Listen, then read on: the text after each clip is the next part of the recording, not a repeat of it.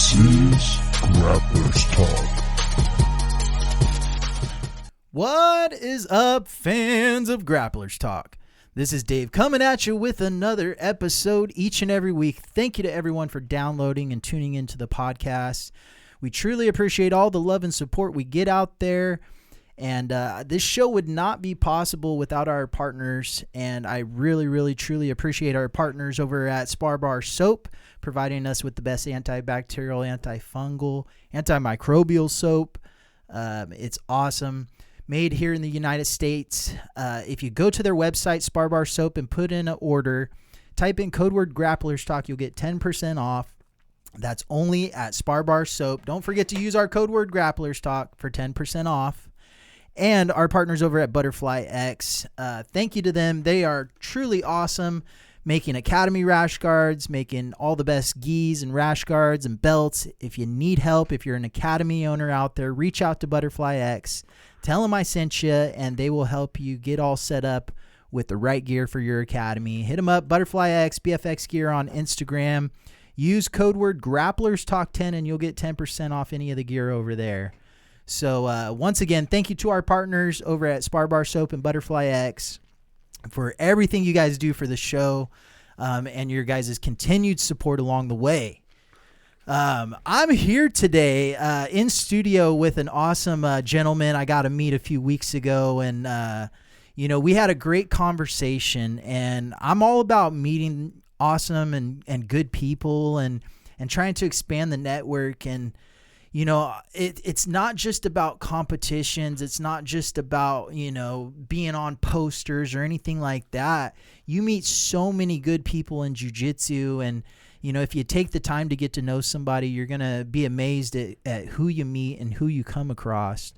And I'm joined in studio today by none other than Stockton Jiu-Jitsu's very own Mike McCulloch, or the Grinch, right? Yes, sir. Yes, sir. Welcome to Grapplers Talk, man. Thank you for taking the time to be a part of this episode. Thank you for taking the time out of your busy day. I just want to introduce you to the fans, get to know you a little bit better. Yeah. I got to hear your story. How did you get involved in martial arts to begin with? Well, first I brought something for you, a little gift. This is from Creative Vision Printing. Lynn, Big Lynn, everybody knows Big Lynn. It's one of our coins, Stockton Jiu-Jitsu Academy coins. And I'm trying to get these out so maybe other schools can go to him and get their own coins. We start trading each other's coins and patches and things like that. This is from us to you, from me to you. So that's one of our coins. Yeah, I appreciate it. But anyway, I interrupted you, giving you a gift. What was your question again? So let's hear how you got started into martial arts in general, just martial arts. My martial arts started a long time ago. I was probably 11, 12 years old. Couldn't find anything in the 90s that was full contact, so I found this place, Kempo Kung Fu, taught by this guy, Banky. Turns out also Big Lin was there too. I was 11, 12 years old. He was 18, 19, and just start off in there and getting the belts, getting hit, getting thrown, getting used to all the discomforts, getting face struck and all that kind of stuff. And you're young, you're thinking, oh man, this is kind of intense, but I liked it. Ended up quitting, and then over the years, became a father. After all the years and things like that, and I joined up jiu-jitsu just because my son, all of us dads and parents and moms, dads, everybody are looking for a place to go to with the kids. Football, baseball, we just can't have you sitting around here type of attitude. So yeah. I was looking around, and it's like, we'll go ahead and try it out there over there real fast. And so of course we sign him up, and my son's going, and we're just trying to get in, and I'm like practicing. He's making friends, and the guys are there great. And when you first walk into these places, you're thinking, okay, everyone's an asshole, and everyone's the toughest guy here, and everyone's mean. And no, I was really friendly. They took to my kid real fast, took to me real fast, and after over the years, you gain a rapport. So after 6 or 7 months sitting on the bench watching my son, I was like, I'll try it because everyone's razzing, and why don't you try and come with us? And like, what's all the excitement about? So I went, and I never left. Left. About 7.5 years later, I don't know. There's a lot of stuff that's happened over the last 7 years. Everything positive. I'm a single dad, so probably one of the best co-parenting places you can find. Yeah. Big family establishment. Shirts off the back. It's not a handout place. But it's definitely, they take care of their own over there. They care.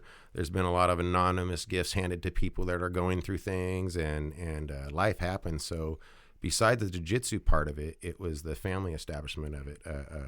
Richard Flores, he's the one who owns the place, and him and his wife, they just celebrated their 10th school anniversary at the place.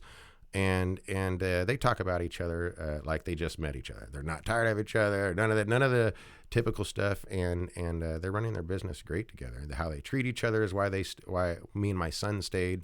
And what do you call it? They set the tone, the example. The example. And we all grumble and stuff. But when at the end of the day you go to bed, you sleep, wake up, and you have a new idea for the day, a new day to begin. So that's kind of why we started. Was my son. I had to go for that. How did you originally find Stockton Jiu-Jitsu? You know, it was weird. I was at a doctor appointment, and somebody was sitting there that I haven't seen in a long time. And I said, "What are you doing?" And he says, "I'm over here doing this jiu-jitsu stuff." I was like, "Jiu-jitsu stuff?" And he's like, "Yeah." I said, "I can't get my kid to do basketball. I can't get him to do football. I can't get him to get." Let's try this. We went there, and my son, he loved it. He loved it. Like I said, he was doing judo and jiu-jitsu at the time because we have Pacific Judo there. We have a lot of number stuff. We have Legacy Studios. We have a boxing. We have Valley Fit. A lot of the parents, while their kids are working out, will go work out in the next door to Valley Fit. Yeah. So we try to work everything. At least Rich does try to work everything around schedules, because the most complaint you hear is, "I can't make it. I can't show. I don't have the time." So what Rich did is he turned around and he made the time. What is the time to go to? Yeah. So you got your early morning classes to start your day before the sun comes up. And when the sun starts to come down, you can finish your day. So you got 12 hours to go to work and rush the kids around, and come back to finish a training. Yeah, it's important though. Like, I mean, schedules are important to everybody, and you gotta have something available. But my theory is like, if something's important to you, you'll find time for it, right? Yes. Like if I want to be a bad person, I'll find time to be a bad person, right? Yeah. So like it just depends on where you're diverting your time to. But Stockton Jiu-Jitsu has always had a great family environment. I've been there for years. I've supported Rich for a long time, and I got multiple friends that train over there, and every time I go in, I'm greeted well. Everyone comes up. They're super respectful. It's just an overall good place. And Rich does a very good job, and probably one of the best jobs in town. And I'm gonna put Rich up on a pedestal for a second. Please do. Yes. He's created that culture in that gym, and the best thing he's done is he's protected it. Yes. And that's the most important thing you can do as an academy owner, is when people come in and try to disrupt that culture or mess up those good vibes that you're talking about, you have to address it, and you have to make sure you're protecting your people and keeping that family environment, right? Yes. Yeah. I mean, I'm one of the instructors there too, and it does put a lot, because we all care about Rich, and Rich always will say in front of people, and this will put you want to talk about pressure. This right here, Rich will say, these guys are extensions of myself, and it's just like, oh my gosh, it really drives you to do a better job, because you don't want to be the guy to give Rich a bad day. You know what I mean? He just gave me the responsibility, basically the keys to the place. And so you try, and not just on your best behavior, but you do better for yourself too, because it helps change your attitude, motivates, and so with what they do, I couldn't find a better place. Me and my son. I almost wish he was here too. He's not much talkative. I don't know. Go ahead. Yeah. So, having your son in there, and you brought it up when you first started talking about it, you got him into it originally, and that was the goal, is to get him active. Yes. And over some time, you ended up getting in there, and I've always wondered what it's like being a parent and your kid's doing something like boxing or something physical, and maybe as a parent, you don't have those skills to keep up with them.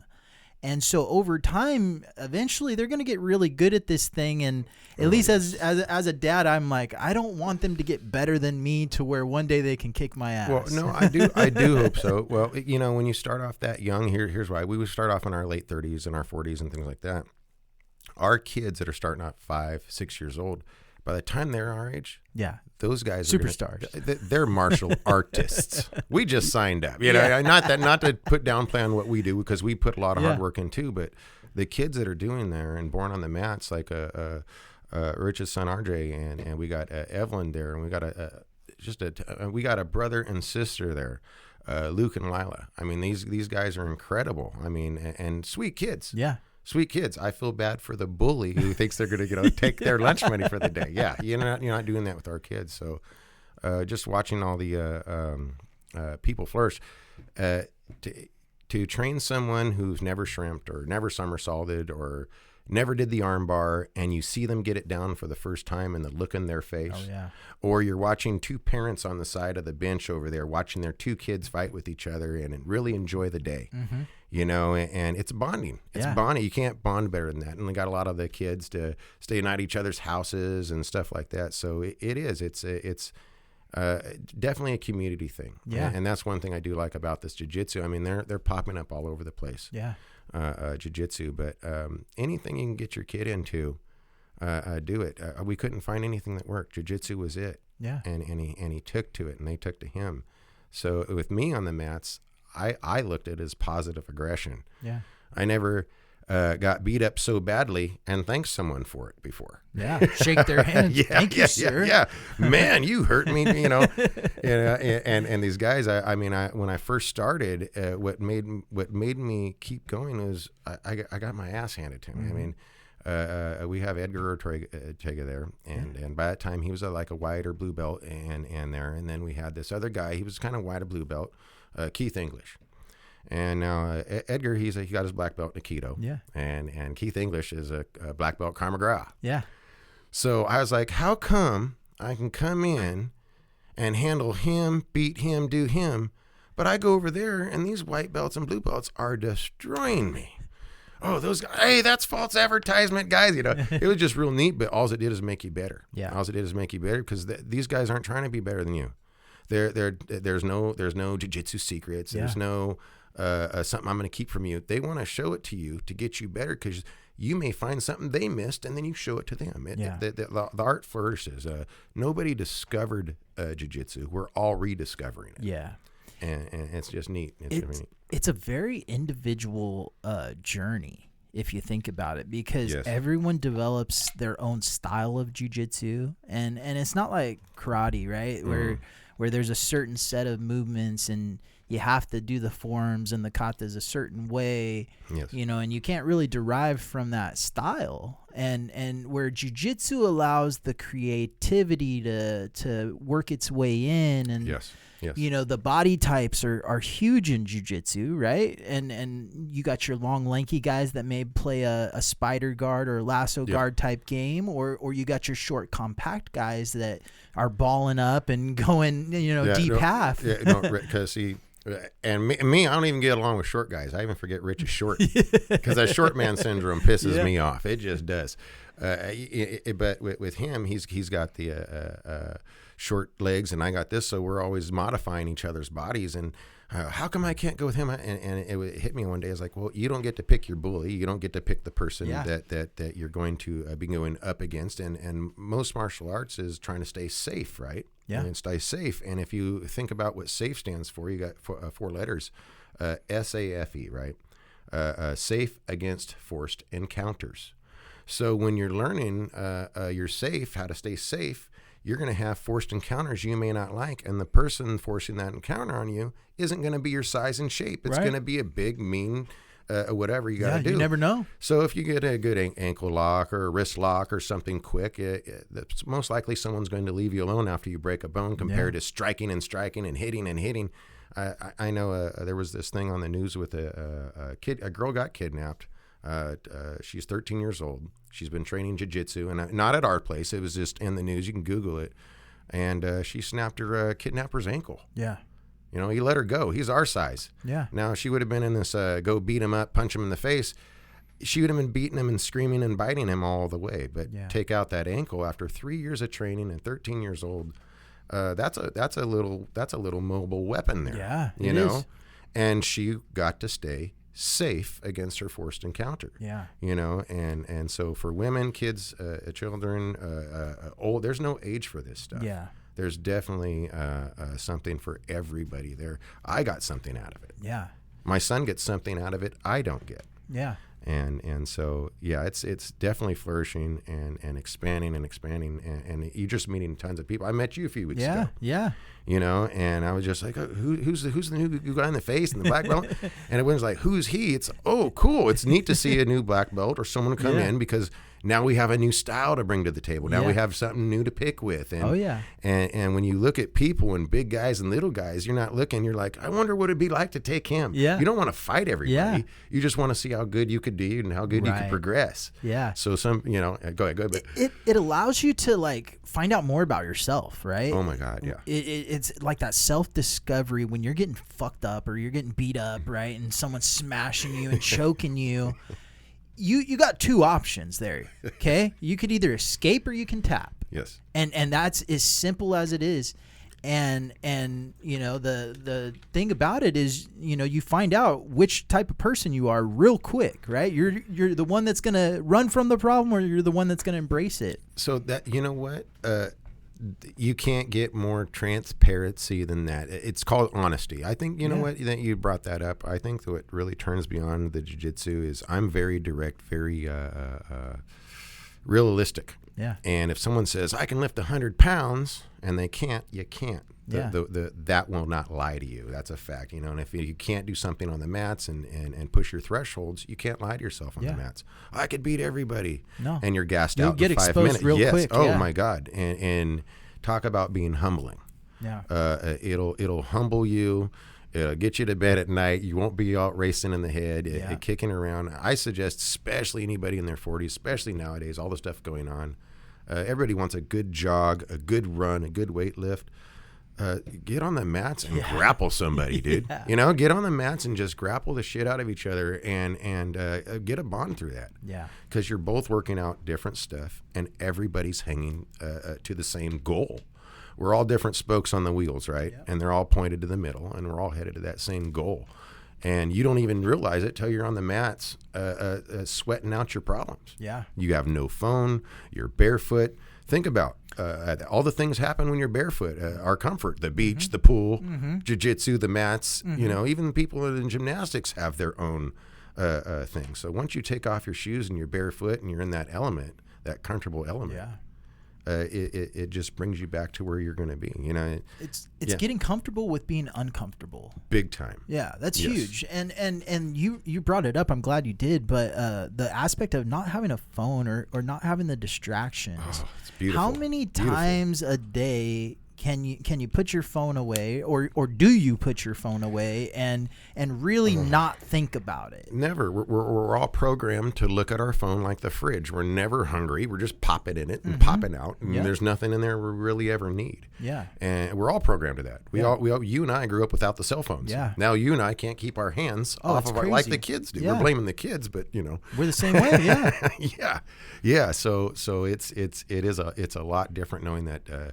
You walk out the house not even touching your pockets for your keys anymore, but making sure your phone is there. Man. Yeah. You know? Yeah, it's a strange feeling, or that anxiety people get when they don't have their phone, right? Yes. Or they leave their phone somewhere and they're like, "Oh my God, I don't have it," and you know, you see the panic set in, and it's very weird. I mean, I go mornings and nights, and my son trains 3-4 hours a day, and I train 2 to 3.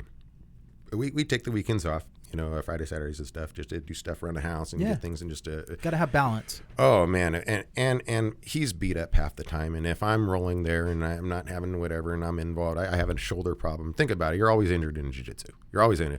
My ankle hurts. Well, you know, all of our ankles hurts. We did ankle lock series this last week. so you're always hurt. And basic rule of thumb is when you're in competitors. I've never been a competitor, but amazing athletes. The competitors, I got to give it to them.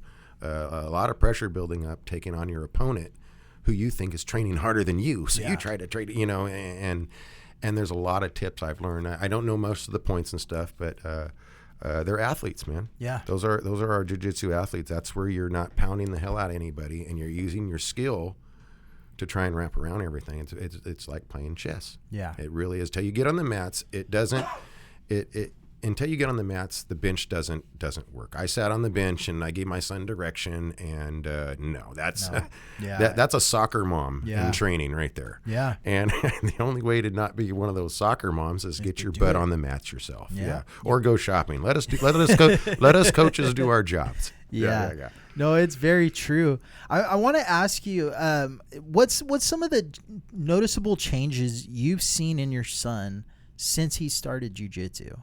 Oh my God. He's 10 years old. So he grew his entire teenage life up around these guys. Great male role models, examples. I couldn't do it better. Like I said, I would have left. The husband and wife connection, family environment. You know how people are going to treat someone how they treat their wife. Mm-hmm. No kidding. Yeah. And the wife treats him equally as good. She's not ragging, and it look what they did together. Yeah. Together, you couldn't build a business up from scratch unless you had that backing and those foundations with each other. So my son has those two people there, and then everybody else under them expecting to hold that torch. That same standard, Yes. So you hold that same standard in your place the way Rich does, and his wife, and you come to other people there. So you sit back real stern because you really don't want, you're done with the crowd. You don't want to meet anybody. But my son, he's got a ton of friends, confidence. He's 6'2" now. Yeah. Okay, you know how tall Rich is. Yeah. Okay. It's a big difference. My son was standing up to Rich's chest when he first started. Little scrawny little guy, and he started the adult classes at age 12, and he started fighting adults for the last 5 years. So he's been tossing around your weight and my weight and Big Lynn's weight and JC's weight and all these guys. And these are the guys coming back and telling me, easy up on him, Dad, easy up on him. He's doing good, because all of us dads are, us parents, we're hard on our kids. Yeah. We rely on everybody else to make them happy, right? I know what you mean. So it's probably, he's got confidence. He's a Lincoln High School student. He takes himself to school every day. Gets his homework done, and my other son great too. He's 24 years old. I'm a grandpa even. Yeah. So I have my 3-year-old granddaughter at home. My son Robert. So it's the family he's got out of there and the examples he's got out of there. I couldn't ask for a better place. There's guys that just became firemen there that are bringing my son over to the firehouses to learn to be a fireman one day. So. You gain a rapport and a family and a kinship with these people after so many years, and you care about each other's kids. You care about if they're okay. You care about their mental health. Hey, how you doing? Do you need me to drive you over here? Yeah. Anything, you know. And that's what we found there. And because of that positive environment, I couldn't, like I said, a co-parenting place. Yeah. I couldn't found a better place to raise my son, a single parent. And I'm doing what all the old single moms used to do for years. So single moms out there, wow, I understand now. Yeah. I understand the crazy looks they have. Yeah. So so my son, I couldn't be more proud of him. I got one of my favorite belts, because I'm a brown now, but one of my favorite belts was blue, because my son was a yellow belt and he was in the adult classes. So he outranked all the white belts. So when we stood in our rank line, I got to stand next to my son in a martial arts studio in Stockton. You know what I mean? That's probably one of my most favorite belts, is I got to stand next to my son in line in that place. Now, we've gotten past those things and we've done other stuff, and he's helping out, and I'm one of the instructors there, and I help out with a lot of the kids' classes, and anybody else test dummy me. If you want to do something, choke me up, let's get you in. Yeah. Let's get you ready for that competition. If I hear someone that needs to be beat up more and I'm a little tired, I might stay behind and say, maybe they need a little push or a little extra body, to get in. They're a different body size or shape. So, but the question was my son, and I went off on everything else. No, he's just grown. He's raised there. He is a product of Stockton Jiu-Jitsu Academy, as I am, because I haven't done jiu-jitsu anywhere else. I get most of my information from you guys and Lynn, and we have Uncle Tony there, and we got a lot of other people from other gyms, JC and his brother Bobby, and so everyone's been to other gyms, so I get to hear all these stories and all these different things. So when we see you show up and other black belts, we're like, oh man, something new here. Right. It's exciting. Yeah, it's exciting to see you guys, and look how we clicked up. Yeah, dude. It's the jiu-jitsu people have such like similar things in common, and you could be from different walks of life, and I'm not a single dad. You are. I mean, completely different, right? But we were able to connect, and we were able to find some common ground, and come to find out we live in the same neighborhood and have some of the same hangout spots, and New York donuts all the way. Yeah, it's just like it's so amazing how many people can find those great relationships in jiu-jitsu. But you brought up also confidence, and for a young man to find confidence, and we're talking about like in a day and age where most people don't have confidence, most people aren't a person that holds themselves to high regard or anything like that. Well, it has, and that's why I love that place. There is a masculine element, and the masculine element today is regarded as not a kind of a negative thing, but there's a positive thing, because the masculine I know were the protectors and the providers, and if they see something wrong, they're going to go make it right, and they jump out of their car and they help push someone's car. It's that's those are the masculine guys, not the go make me a sandwich women. Those guys are assholes. Right. Those guys are assholes, and I joke about that type of stuff. Those guys are assholes, and they make a bad name for the good-hearted, tender warriors. Yeah. Because we have a lot of tender warriors out there. Yeah. That are single parents, and just plain on that. And you don't got to be a single parent to be a tender warrior either. Yeah. But you have to keep that frame of mind, and kids will change your life. The new outlook, especially when it revolves around them. I couldn't find a better place to revolve something around my kid. Yeah. And the masculinity there is really important. It's positive stuff. It's not so much, I'm opening doors for people because they can't do it. No, I'm opening doors for people because it's polite. Yeah. I love that. For a young man to do that, to have an instinct to open a door or to give your seat up, we need so much more of that there. Yeah. And we have those young men and young ladies in our place. And I love being there to watch them progress and watch them grow. I mean, it's not just my son grow. I'm growing too. Yeah. When you watch your kids grow, the kids don't realize you're growing too. Yeah. It's a huge thing as a parent. Like, I mean, because you have to almost humble yourself in a sense, right? To allow yourself to grow as an adult. Yes. Where kids are a little bit more, you can mold them into what they're going to be, where adults have, preconceived notions and different things in their head, and doubts maybe that people have put in there, and years of anxieties we've created for ourselves. Yes. Yes. Oh, yes. Yes, 100%. Yeah. I want to ask you this. With you and your son both doing jiu-jitsu, right? Do you guys find yourself like falling on common ground at home and chatting about jiu-jitsu and, hey, come over here, I want to roll you up in the living room? Okay. Yeah. Yes and no. So we love to gag and who got made fun of that day, or who was showing up late. We call it purple belt time. The purple belts feel they can show up 15 minutes late or something. What's going on? They skip the warm-ups. Yeah, and so that could be. But at home, it's, have you taken out the trash? I'm just like you guys, and it's funny with the parent, the kids' coaches will come up to me too. They're not doing good in school. They're listening. I was like, well, join the party. I'm just here to do jiu-jitsu. I don't have the answers, but I have the jiu-jitsu answers. Yeah. We on the mats, me and my son don't touch each other. Roll with each other, spar with each other. When we're going to go, we were like, nah, we see enough of each other at home. Yeah. And he doesn't want to hear daddy's voice all day long, and I don't want to hear him going, I will in a minute, all day long. So that is our space where we are both able to go, where we're our own individual. Yeah. Very rarely I have to, and I don't even have to. It's just the instinct in me when I look away, knock it off. And I don't know, he's got his own friend. Those are his buddies. His buddies are my buddies now. He's in his world. He's a young man now. And these guys helped raise him and watched him grow and stuff. And so there's a big bond and trust there. The other day, he just went on a road trip out to the Bay Area. Rich, Papa Pete, the other kids coach Max, and there's different age types. We got a 17-year-old, we got a 22-year-old in there, we got Rich, and then we got Papa Pete. Yeah. He's our 60-year, and so they're all traveling together. How do you bond better than that? Dude, tell me that. How do you bond better than that? And how many other things bring those kind of personalities and age groups together all at once? Nothing. It's kind of rare. I stopped a lot of my how old are you? And I usually judge people on how old, because I want to know if am I going with these, what do you call them, snowflake millennials? I don't want any snowflake, whatever those are. I don't want them around,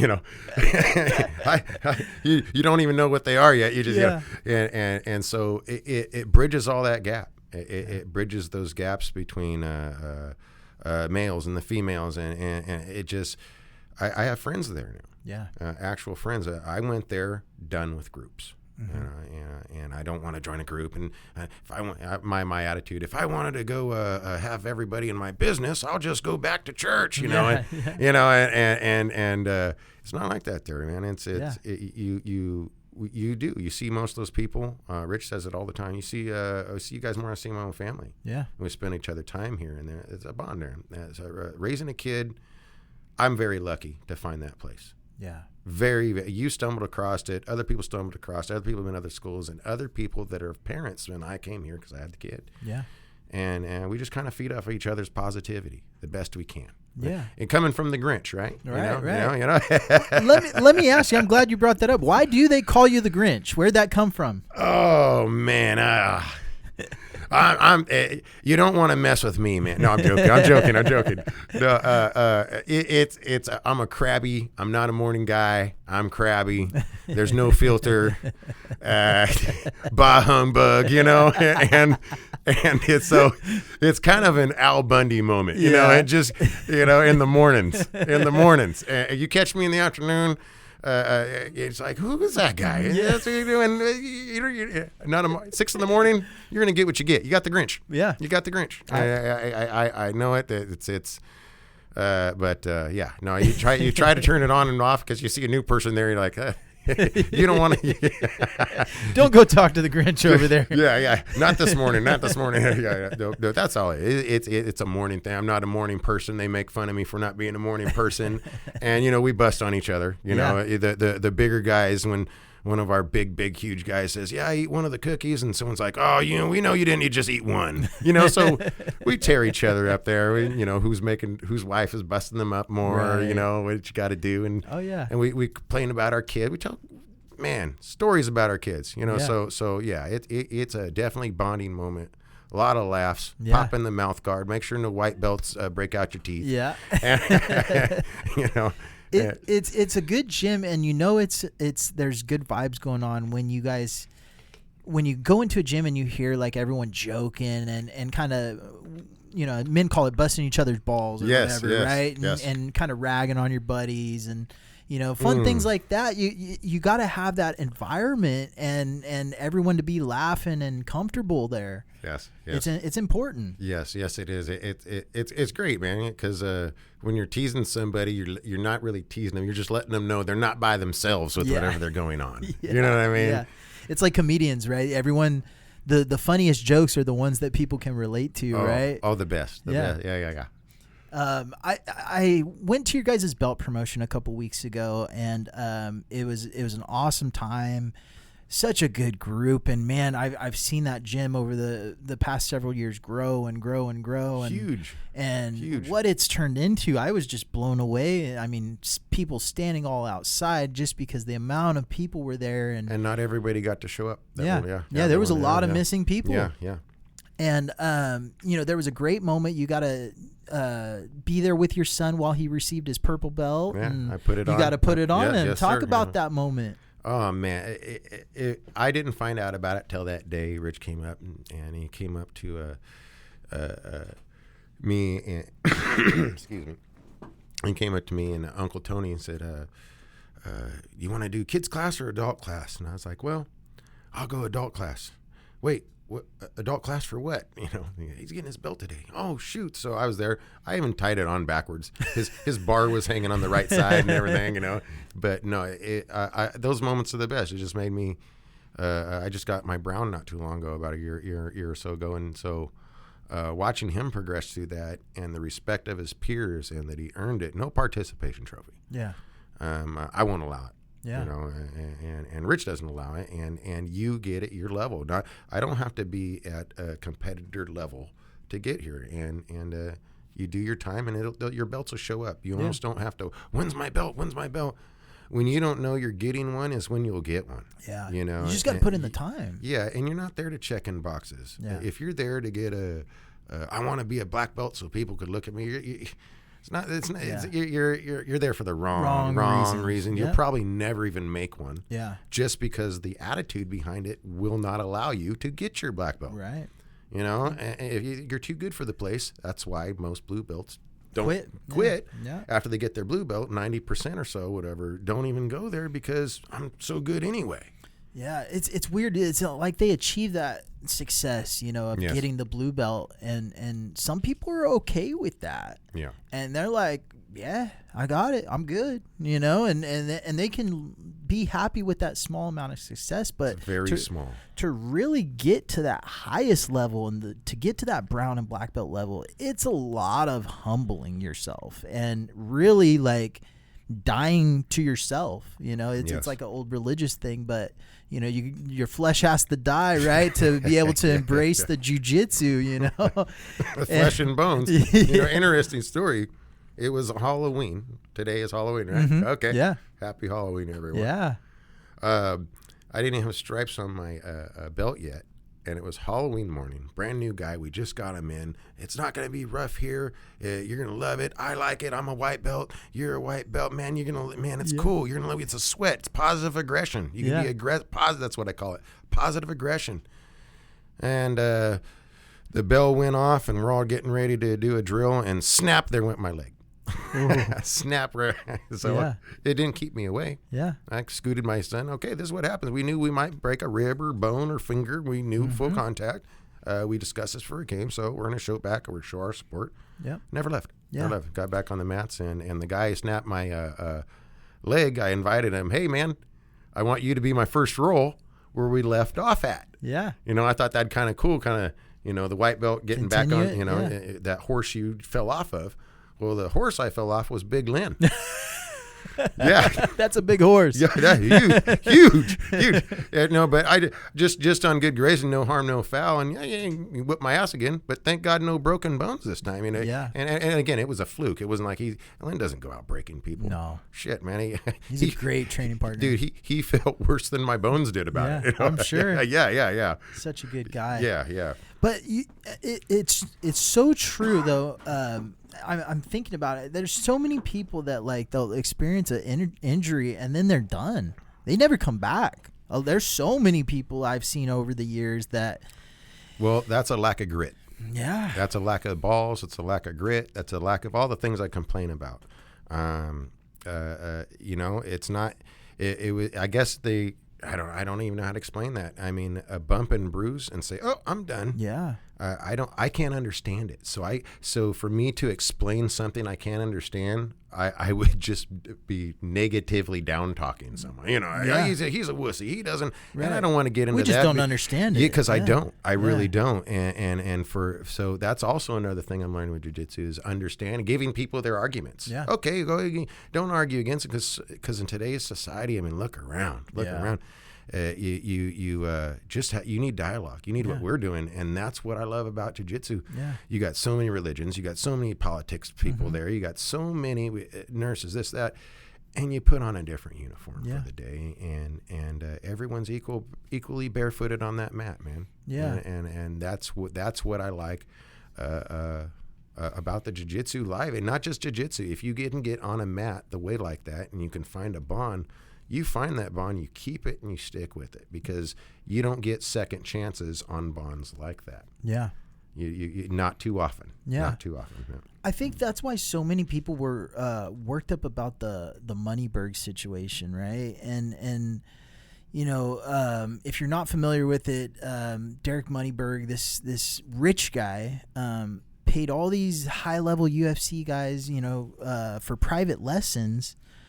And he got his black belt within 3.5 years. Now, a lot of people are worked up about it, but I think the main thing is you're not supposed to be able to buy a black belt, and it doesn't matter how much money you make or have. Belts do matter to a point, but with that aspect on, let me tell you that if you're a black belt in 3 years, why don't you come take on my son? Yeah. He's a purple. All right. And that's going to tell you all you need to know about a 3-year getting your, that's going to tell you everything. Right. That experience right there. Yeah. So you could be or say whatever you're going to do. but your experience is going to speak for itself. And again, that reality onto the mats, you can't lie to the mats. You can't lie to the mats. You can't lie to the mats, and therefore you cannot lie to yourself. And that is actually the most important thing when we lie to ourselves. Yeah. That's why I like it's scary. Yes, well, I like the reality. I used to watch that Penn and Teller's bullshit. Okay. Yeah. And they used to take a banana in half and they'd cut it and they'd tell the person this is organic and this is Kim, and the person would pretend they're a vegan person. Oh, I can tell, and they couldn't. And so they trick themselves. The Pepsi challenge. Do you really know Do you really know what Pepsi tastes like? Do you? And so you have to have a third party to make sure you can. So you're always testing yourself there, the truth, and you don't want to lie to yourself. And I think that people, when they lie to themselves, or those 3-year black belts or whatever not, the only scary part is you get a brand new white belt in, you have all this clout, and then people trust you. Yeah. It's the trust fact. That's the problem I have with the 3-year black belt is now people trust you. Yeah. And you're dangerous. Well, you're held to like a leadership role in the gym. Right. Yes. Once you get to that brown black belt level, people look up to you. If you like it or not, and it's not a look up. They're looking to know what you know, and you're so happy to tell them. Yeah. You know, you're a role model. Yeah. You know, and I'm looking for my own role model. Hey, I don't want to be a role model. I want to turn you into mine. Yeah. You know, and that's where the circle, where it flourishes. Yeah. It goes round and round, hand to hand. Yeah. When we had COVID times, we had a guy, Gerald, cutting hair and doing this or well, you know, the best you can, following the rules at those times, and it was like, well, we support you, come to the business, and it all just goes round and round. So I don't know. I can't say anything better. There's a few times I was going to quit, you know, really. Yeah. But it wasn't even quit. It was going to be a quit.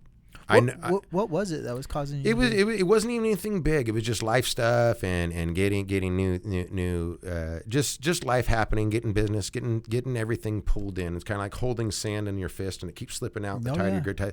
Just one of those situations. But then I seen someone else was going through a real problem, not like my little sissy problem, you know. And I was like, nah. I'm gonna stick around. Because I wasn't gonna quit. It was probably going to be a quit because we all say, I'm going to take a break. We all know what that means. We all know what that means. The blue belt break means I won't see you again, you know? So I was like, oh, well, if I take a break, I'll get too comfortable with it. Yeah. Because you're going to a gym. It's hard to get there, guys, some days. It's that habit, right? Yes. Going to the gym, you fall into the same habit of not going to the gym. And it is true what they say.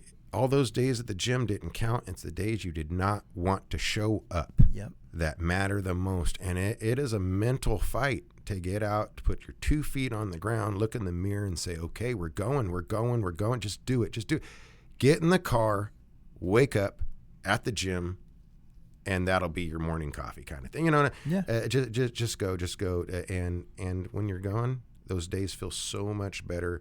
You got smiles, you got pats on the backs for your buddies. Yeah. Everyone's glad to see you're there. And so it's I didn't want to be the guy that took a break way too long and never showed back up. And the way the life was, it's just the way it happens. Yeah. So I just haven't left because I was afraid of taking a break for too long and not showing back up. Plus, I don't like to miss out on anything. And Rich always has something new. Yeah. And I'm like, I got to get it. You know. Yeah, that FOMO of jiu-jitsu, a lot of people experience that, and you know, they don't want to miss a day or don't want to miss a class because the fear that their training partners are going to be learning something that's going to be able to mess them up one day, right? Yeah. Well, I like that because, again, competitive is great. And to be competitive against somebody, a positive competitive is that, I don't know. I've played in sports, but I've never played sports on a team and this. And I tease Rich about it sometimes because he played sports in high school, baseball and wrestling. And so he's kind of got a jock. He's got a jock attitude, team, and he wants everyone to be good and strong. And he seems pushy at times. He's not pushing. He's not trying to bug you in your life. Hey, what's your schedule? What's this? He sees that you have a bar set for you, and he wants to be a part of helping you get to that goal. You know, it's not just for him; it's for yourself too. Mm-hmm. And if you have a certain goal that you want to meet, and you write something down, I want to get this down, and I call it the smiley face technique. Here's how you can judge your jiu-jitsu and weights. Right here, straight up, right here. Here is for everybody. Get out a calendar where you can write on it, and I want you to put a happy face and an unhappy face. Even the weekends that the gym is closed down, those count as unhappy faces because you can't go in those days. They're closed. So those count too. At the end of the month, I want you to count how many happy faces you have to unhappy faces. Okay? And that is going to be why your jiu-jitsu is good or not good. Or if you've been feeling this, you're restless at night. 40-year-olds who don't work out have restless sleep. Yep. You know, and that's just the way it goes. I tell everyone, I'm on this pill, I'm eating this, you know, if you go work out and go burn some of those endorphins, we all know better. Yeah. We got to get our ass off the couch, right? You know what I say? So that's the part. Got to get moving. Yes. So I tell people, hey, it's just an hour workout. What I do not tell them is all the pain and suffering it sometimes takes to get to that hour on time. Yeah. You know, and so when you're finally there and you got the hour, because I make the hours because you're trying to get people, you know, it's so hard and miserable. No, guys, get over here. The payoff, your hour, what you're paying into, you can't buy what you're getting. You can't. Not after so many years. I'm not talking about your first year and you're trying to get a year or two in and stuff like that. After you spend so much time, you can't buy with cash money what you've gained from that place. It's eternal knowledge. Yes. Like it really is. And it's not even just knowledge. It's the problem solving aspects. It's the just realizing that fight or flight mode that everyone has. Yes. And all of the different things jiu-jitsu does to improve your life. And yes, sir. Yes, sir. It's amazing. Like I really like, it's so hard for me to like put into words and really describe what it does because it's such a huge impact on my life. And really you don't appreciate it enough until you have it taken away from you. And that's probably, you know, the time I realized how much I love jiu-jitsu is I went through years of shoulder problems and surgeries and recovery. That's what will make you miss it more when you're not when you decide not to go, but when you're forced off the mat. Yeah, like when it's taken from you. When I broke my ankle. Yeah. Or when I had another, I remember one time, I don't know if it was my arm or something, but I was trailing the edge of the mats while everybody's rolling. And I was like, I can't be here right now. I can't watch without being, you know, it's like, so I'm watching everybody mop and you're not mopping too. You know, I got to be part of the team. I want to get in there. And that's what I liked about the atmosphere. I was done with teams. Yeah. I want a team. No one's a team player anymore. And then I stumbled across this place and I was like, man. And as time went on, it never stopped getting better. Yeah. Complaints, I don't have any. I've coming from the Grinch as far as, you know, we complain. We all complain. We all have a stuff. But at the end of the night, we make our right decisions and try to do the best we can for our decisions, you know. So I'm 1,000 times. Stockton Jiu-Jitsu Academy, you guys, Grinch, tell them. I used to say too many days, but this time you get a free day walking in. Yeah. If you hit up this podcast and you're interested in Stockton Jiu-Jitsu Academy, if you say the Grinch sent you from now till Christmas Eve, 2 free days instead of just the one. See, that's not very Grinch-like of you. You know, well, I never like to take because my attitude's Grinchy. No, but so no. If you guys mention the Grinch, man, come in, bring a friend, sign in. We have ladies classes, you know, because there are uncomfortable things in it. We are very close. We're dripping sweat all over each other half the time. So the lady classes, you don't want to mess our ladies there either. We got some killers. 6:30 Thursdays. You've got Valley Fit at 5:30 at 5 in the morning. And Valley Fit is just like the workout section, right? Yes. It's like a CrossFit type of gym. Yeah. Yes. If you have your goals, I've seen people there, what I call superstars, that have lost 150 pounds to 100 and looking good and healthy and shredded that stuff off. The person who already looks like a gorgeous model coming in and working out, that's just keeping up with the Joneses. But someone who is very large and wants to do something with their health and dramatically changes their life through that. Those are what I brag about, the superstars. Those stories are amazing. The superstars, and we have a few of those in there. Yeah. You know, that just really put it out there. And I've seen them. The ones that are still there 7-8 years later are the ones still now. And they still have the good head on their shoulders. Their kids are doing good. The main thing too, we're Stocktonians. And we bring this up about kids says, I realized I've just kept my kid out of Stockton. He's not a punk running out the malls. He's not over here. 17 years old. These kids are usually killers at that time. Yeah. They're shooting each other, killing, robbing. And I have to say, thanks to the examples and stuff over all the guys there, ladies too. We have moms there too. Yeah. Oh my God. Best cooks you've ever. Oh my God. I love the food. But I kept my kid out of Stockton. Yeah. And those people and those uncles and all those brothers and all those sisters and all those aunties over there, which I consider myself, even the kids. I told my son, the only way you're allowed to be suspended from school is if someone's messing with one of our kids and one of our girls and you go over there and beat the shit out of them. You're not in trouble at all. Yeah. You protect ours. You protect and your family. Yes. So I told him, you go find Michael. Yeah. If someone's messing around and goes, you go find my son. You go find that. And that's something I want to. I want people to feel protected, safe, and secure, not just around everybody, but out of everybody group. Yeah. Everyone needs to feel safe and protected. Yeah. Yeah. There's nothing better than like being out with my group of friends. We all train jiu-jitsu. We're all like black belts in jiu-jitsu. So like literally no fear of anything ever happening. You know, but yeah, it gives you such a confidence having those, you know, people around you. That is true. When if there ever is confrontation out there, you do notice that when someone, I'll kick your ass, and you're not scared. You're just like, I wonder how that would go. Yeah. You know, I wonder how that'd go. Yeah. It's so funny though. Like I don't know what it is about men, but we all have that like crazy, overwhelmingly belief in ourselves that we're just unstoppable. It's our testosterone. Yeah. We've had it. We've had it since we were 14. We don't get rid of it. We enjoy watching our other young bucks doing it too. But even those men that are like, you know, 280 pounds, you know, they haven't worked out a day in their life. They still have that, which is scary. Well, now we need to get into reality.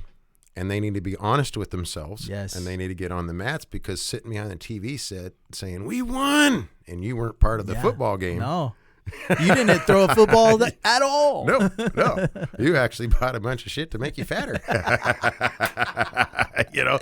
So I you know, and I love football games. Don't get me wrong. I love to go. I like hot dogs and things like in the atmosphere, but I just could never get into like be the NASCAR guy or them. And we're Stocktonians, so we've had Raiders and Niner fights for years. Yep. Oakland and Frisco. You know, you can't get that's competitive. And so I say if you're going to be competitive, look for that positive competition that everybody can agree with. No one's getting hurt. Yeah. No, I'm better than you attitude. That because if us guys especially and stuff don't watch our testosterone and our prides and egos and things like that, that's where nasty stuff happens. To drop it off, and that's again you drop all that off the mat. You can't get more diverse, and you can't have more unity. Yeah. Unity is probably the best thing I can describe a place like we have there. Yeah. Because all walks of life walk in there. And most people that you would not hang out with most time, you're celebrating with now because you have a common ground. It's that spoke. Yeah. You're all spokes heading into a certain direction. Each spoke is a different spoke, but we're all headed to the same direction on that wheel. Yeah. So that's it's just too positive. It really is. There's one negative thing I can say. And everybody can agree with this. There's one thing everyone hates to jiu-jitsu, and that is the fucking laundry. Yes. Laundry, dude. You said it before I could. Yeah. Bro, when you're an academy owner, okay, you see all these gis over here, right? And this is about half of them. Yeah. The other half are in the hamper at home because I have so many stacked up, bro. You know, if we don't catch up and we do the day-to-day because you don't want to keep the mold and sweat and stuff like that, we'll do our laundry mat days and just, you know, this is going to the mats today. Yeah. This is going because we, you know. But yeah, that's the only negative effects to jiu-jitsu, guys. If you've never done it out there, podcast listeners, is the laundry. The laundry. I told my wife recently, I was like, babe, I became a black belt in laundry way before I became a black belt in jiu-jitsu. So, yeah, the laundry aspect is not the best thing, but I learned this, okay? This is my first academy. If I ever move locations, open up a new school, definitely having a washer and dryer in that new academy. Yeah, well, in over there where we're at, you know, we could pop quarters in the laundry. We got laundry that's right there. So that's the way to do it. Yeah. Or if I don't have one inside, it's gonna be right next door to a laundromat. Man, no, I like your gym, man. I you can always have pride in a clean gym and know what you're walking into. I walked into your gym, very nice, very clean. I appreciate that. I used to brag about, we have the clean because I clean. It actually traditions passed down. Morning classes was it. It was almost like a private lesson for me. Morning classes, there was 3 people: me, Rich, and someone else. Yeah. Me, Rich, and someone else. Me and Rich and someone else. And of course, I'm the new guy, so I was the someone else. It was those 2, and I was the someone else. But in my world, you know. And so there was 3 people there in the mornings, and now we have anywhere from 12. 14 to 16 people starting their mornings off there, man. That's amazing. Before the sun comes up. How do you help? I say, you guys are all crazy sons of bitches for this, you know, because we're all here. Yeah. We're all here. And I'm not a morning person. I'm here. So pat myself on the back for that too. I hate mornings. And these guys are here too. So I'm like, wow. I'm with you, Grinch. I'm not a morning person either, dude. I'm not pleasant in the mornings. I don't go to 6 a.m. classes because I'd probably be Grinch number 2. Yeah. But I gotta have quite a bit of coffee. I gotta have something to wake me up in the morning. But I do gotta say, you know, everyone has their favorites, right? And if you were to stick your favorite 5 on the mountain, you know, and my jiu-jitsu experience has just been, I'm a product of Stockton Jiu-Jitsu Academy. Everybody there, so hopefully I'm keeping up with the Joneses because.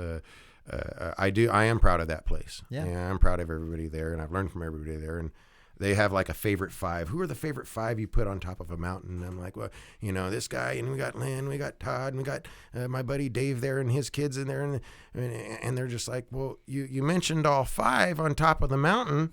How come you didn't mention Rich? How come you didn't mention Rich? And I didn't even have to think about it. I just kind of smiled and said, oh. Rich is the whole mountain. Rich is the fucking mountain. He's the mountain. To me, Rich, buddy, you're the fucking mountain, dude. They're standing on your shoulders. So I may have a favorite at the gym and a favorite this and a favorite that, because we do have our favorites and cliques. But if I have a favorite 5 on the mountain, I do have favorite 5 on the mountain, but the mountain is Rich. So people are like, you didn't mention Rich up there. Well, that's because he's the whole damn mountain. Yeah. To me.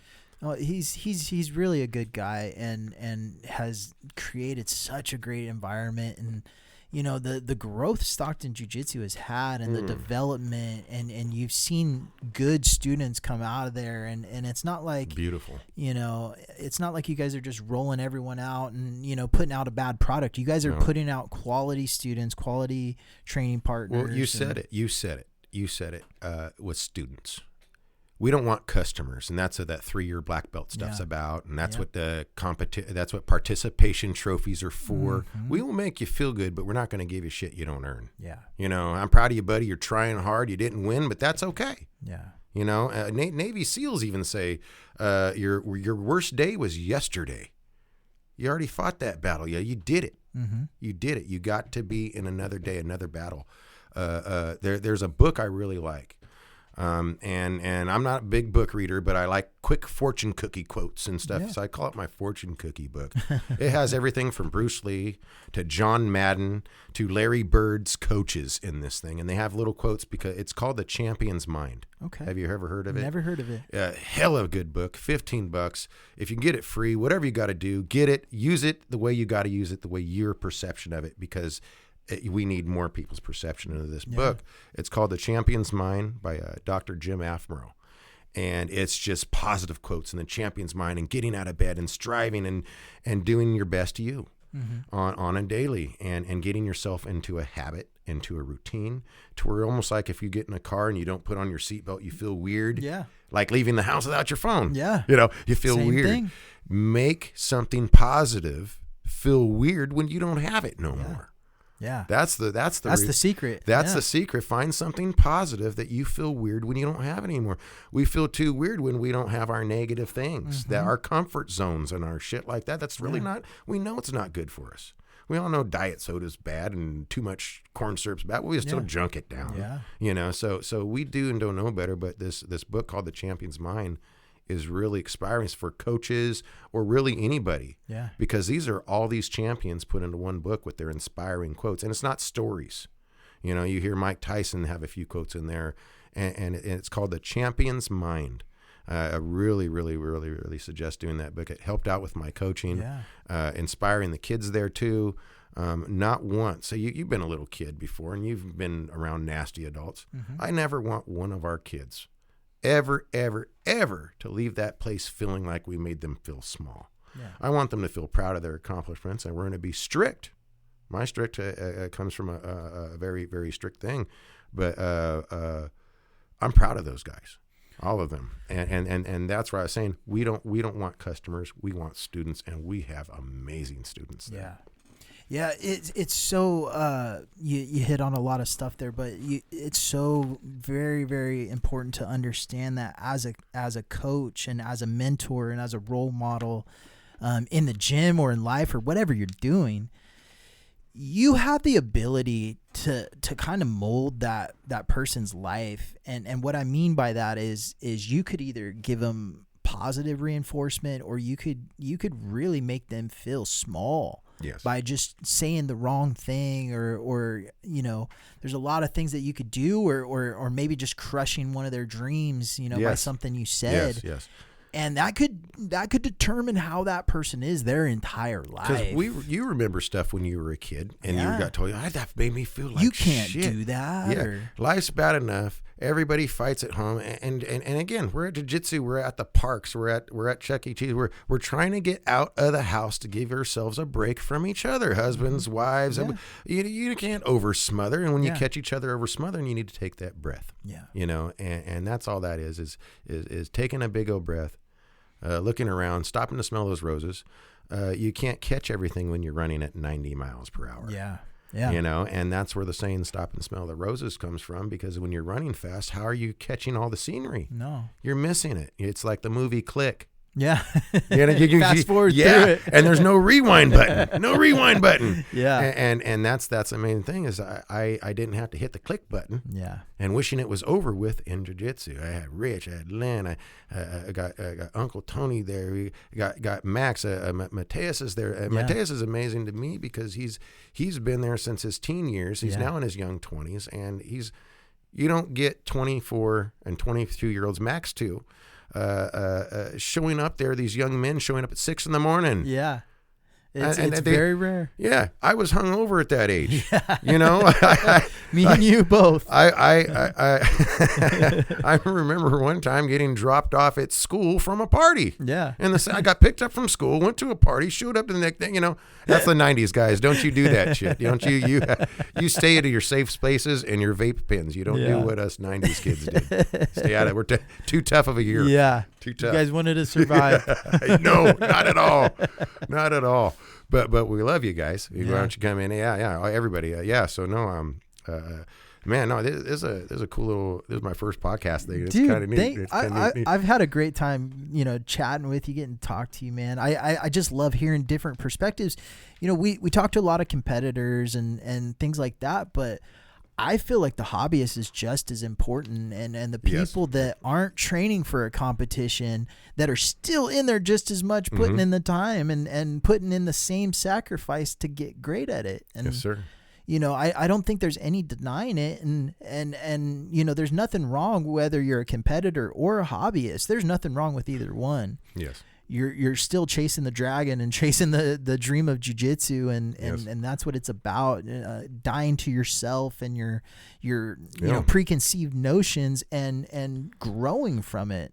A lot of growth.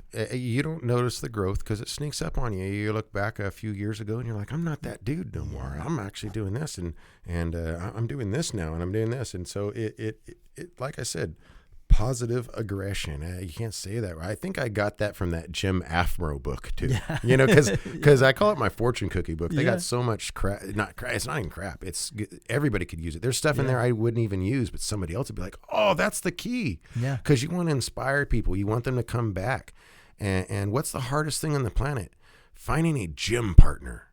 Yeah. Finding a gym partner. Somebody gets sick. It lasts a month or two.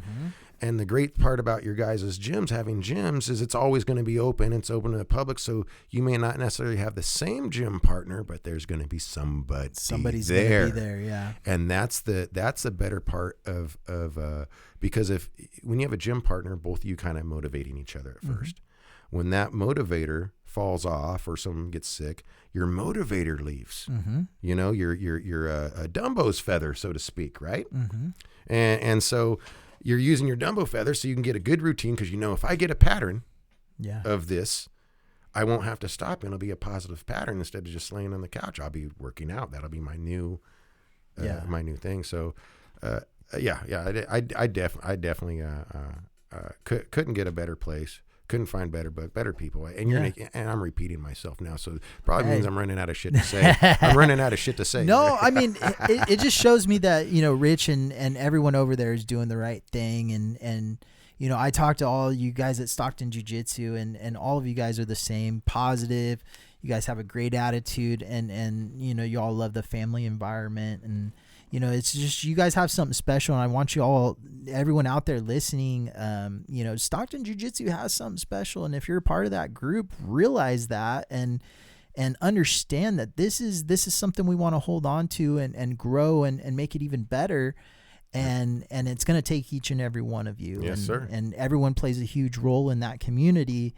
You know, that community that Rich and his family have created is not only because of him and them, it's also because of you, Grinch. And you know, you're part of that community. Your son's a part of it, and you guys contribute to it. Yes. I mean, you should see on the mat cleaning days. I mean, we've got kids and their parents and stuff there, and they're all ready to go with their scrubbers, and you could see the pride in everybody's faces, man, because we're all here to help out. And what's better feeling than being a helper? You know what I mean? And doing something. That's another thing I tell my kids is, who wants to help out, man? You got 1,000 hands raised. Everybody wants to be the helper, you know, and that it's just amazing to see. In time like today, we need more helpers. Yeah. We need more dialogue. We need shred off the crap that you're worried about that really doesn't matter. Yeah. You know, really doesn't matter. Really not affecting. Not saying that you're not supposed to care about the stuff that doesn't affect you, but if you have a small circle and they don't come by too often, hold that circle close. Yeah, absolutely. Hold that circle. Don't let it go. Yeah. Don't let it go. Life is short too. Like, I mean, you create these relationships and these bonds in jiu-jitsu and life, and you know, and we're only around for a certain amount of time. You know, we got to enjoy each and every one of these moments and be thankful for these training sessions and everything that comes along with it. So, Mike, in wrapping this thing up, I just want to say thank you again for being a part of this. It was just great getting to chat with you. I like you. I've been texting you back and forth since we met. I wanted to run into you at the donut shop.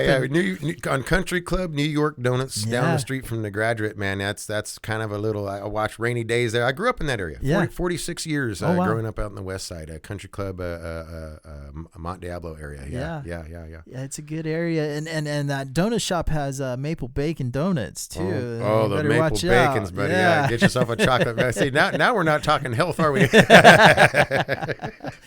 No, right, but it's been a pleasure talking to you. Thanks for having me. I just want to give you a couple minutes for any shout outs, any sort of love towards your training partners, anything like that. I just want to thank everybody there, everybody, all the people that helped pulled in on the mats, pulled off the mats, washed the mats, scrubbed the mats, helped clean it up, patting each other on the back.